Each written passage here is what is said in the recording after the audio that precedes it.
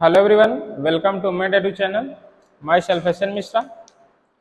हम लोग pharmaceutical analysis की सीरीज चला रहे हैं और इस सीरीज का ये सेकंड वीडियो है।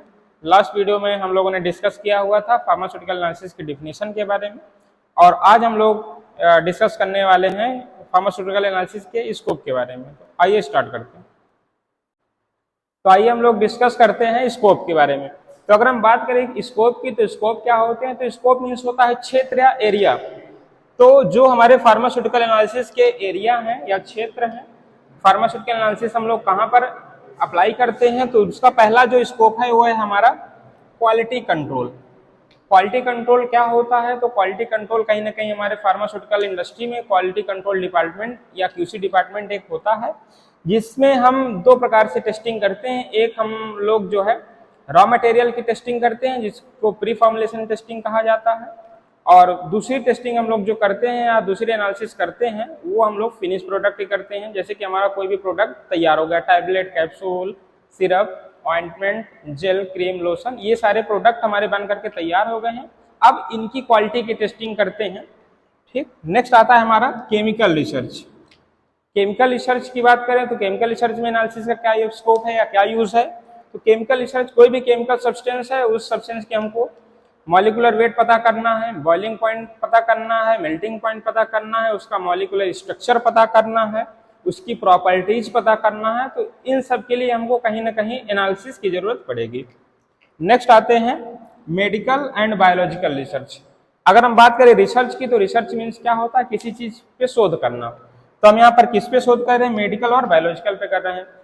मेडिकल और बायोलॉजिकल रिसर्च बगैर एनालिसिस के पूर्ण नहीं होते हैं। ठीक है, कोई भी मेडिकल या बायोलॉजिकल रिसर्च किस लिए करते हैं? तो उसका मेन रीजन यही होता है कि हम किसी भी प्रोडक्ट है या हमारा ड्रग है, ले लेते हैं, ड्रग जैसे है, अब इसकी क्वालिटी को हम लोग कैसे इंप्रूव करते हैं या इंप्रूव कैसे करेंगे, इसके लिए हमको रिसर्च की जरूरत पड़ेगी। तो जैसे कोई भी ड्रग की कोई भी प्रीवियस डाटा प्रोफाइल है, उस डाटा प्रोफाइल की हम लोग एनालिसिस करते हैं, और एनालिसिस करने के बाद उसमें आगे इंप्रूवमेंट क्या करना है, इस पे काम करते हैं।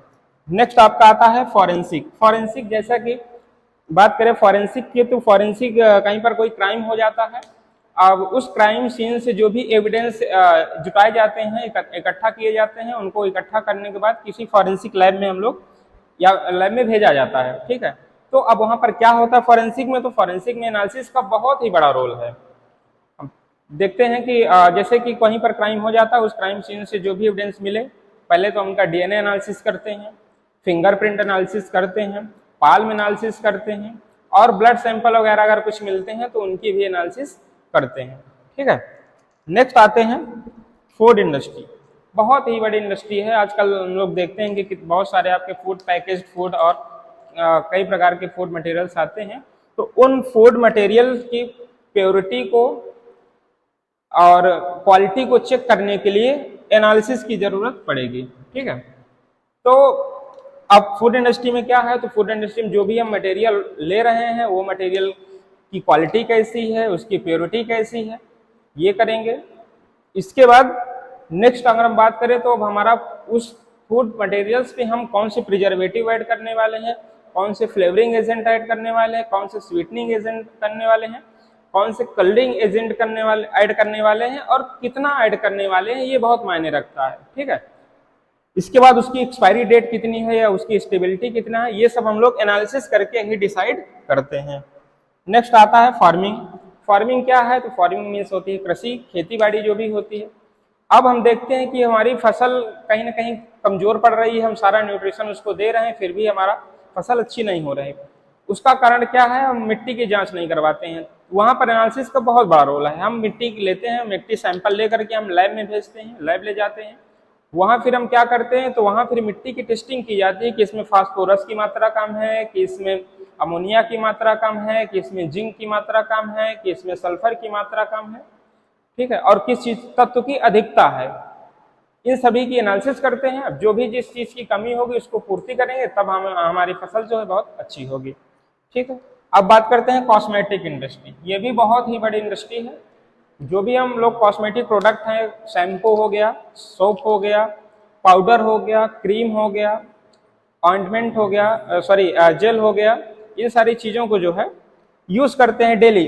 तो अब वो जो भी हमारे कॉस्मेटिक प्रोडक्ट बने हुए हैं वो कॉस्मेटिक प्रोडक्ट के जो रॉ मटेरियल है उनकी टेस्टिंग करते हैं, कितना प्योर है कितना इम्प्योर है, उनकी क्वालिटी की टेस्टिंग करते हैं। क्वालिटी की टेस्टिंग करने के बाद उसमें हम जो अमाउंट यूज कर रहे हैं किसी भी सब्सटेंस की, वो एग्जैक्ट अमाउंट हमको कितना करना चाहिए, कितना कम करना चाहिए, हमारे लिए वो साइड इफेक्ट तो कहीं नहीं दे रहा, ये सारी एनालिसिस हम करते हैं। नेक्स्ट आता है बायोलॉजिकल सैंपल डिटर्मिनेशन। जो भी बायोलॉजिकल सैंपल है, चाहे हमारा यूरिन हो, चाहे हमारा सलाइवा हो, चाहे हमारा ब्लड हो, प्लाज्मा हो, वैक्सीन है, सीरा है, ये सभी क्या होते हैं, बायोलॉजिकल प्रोडक्ट होते हैं। अब इनको डिटरमाइन करने के लिए कहीं ना कहीं एनालिसिस की रिक्वायरमेंट होगी।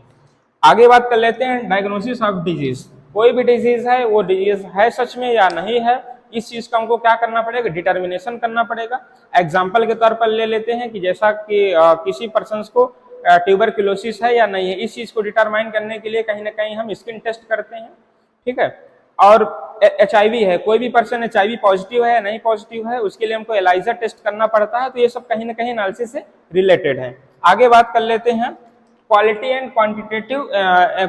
And quantitative analysis. ये एनालिसिस क्या होती है, तो इसमें हम किसी ना कहीं ड्रग की क्या कंसंट्रेशन होती है, ये चीज हम क्वांटिटेटिव में पढ़ेंगे।